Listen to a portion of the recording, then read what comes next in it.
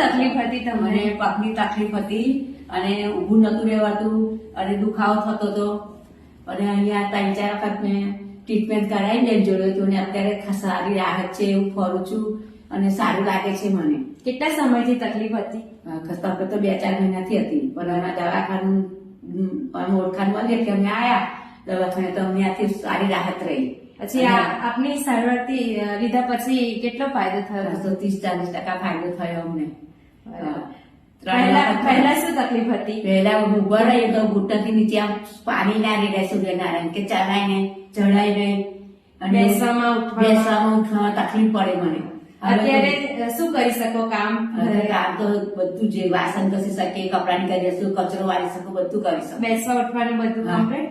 બેસાય ઉઠાય. પહેલા કરતા બહુ સરસ તકલીફ.